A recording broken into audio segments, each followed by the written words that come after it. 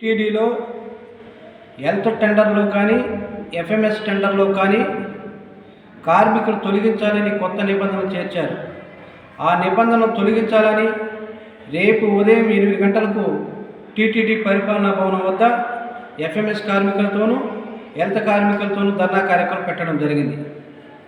రేపు జరిగే ధర్నా కార్యక్రమానికి ఎవరు వెళ్ళరాదు, వెళితే వారిని విధుల నుండి తొలగిస్తామని ఈరోజు తిరుమలలో హెల్త్ ఆఫీసులు కార్మికులను బెదిరించడం, కాంట్రాక్టుల ద్వారా ఒత్తిడి చేయించడం, ఈ రకమైనటువంటి చర్యలకు హెల్త్ ఆఫీసర్లు పూనుకుంటున్నారు. మరికొంతమంది శానిటరీ ఇన్స్పెక్టర్లు కూడా ధర్నాకు పోతే తీసేస్తామని చెప్పి కార్మికుల్ని భయపెట్టడం, తప్పుదారు పట్టిస్తున్నారు.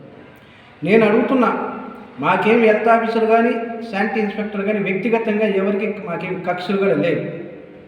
వాళ్ళని మానవతా దృక్పథంతో ఆలోచించమని కోరుతున్నా.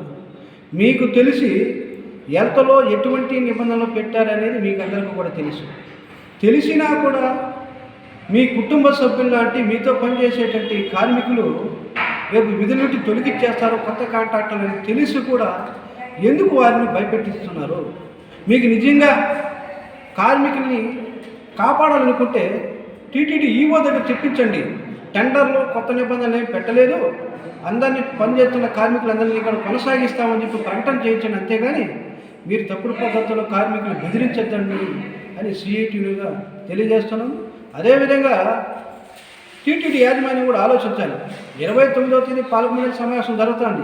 29వ తేదీ జరిగే పాలక మండలి సమావేశంలో ఖచ్చితంగా టెండర్లో పెట్టినటువంటి నిబంధనలు మార్చకపోతే ఈ పోరాటాన్ని మరింత ఉధృతం చేస్తామని చెప్పి హెచ్చరిక చేస్తున్నాం.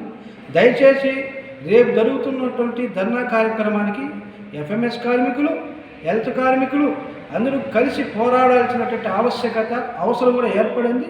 అందరూ అర్థం చేసుకొని రేపు ఉదయం 8 గంటలకి సెకండ్ డ్యూటీలో పనిచేస్తున్న కార్మికులు, నైట్ డ్యూటీలో పనిచేస్తున్న కార్మికులు, వీక్లీ ఆఫ్లో ఉన్నటువంటి కార్మికులు కూడా రేపు ఉదయం 8 గంటలకు తప్పకుండా పాల్గొని మన సమస్యల మీద, మన బతుకు కోసం జరుగుతున్నటువంటి పోరాటంగా భావించాలని చెప్పి సిఐటిగా తెలియజేస్తూ రేపు జరిగే కార్యక్రమాన్ని జయప్రదం చేయండి.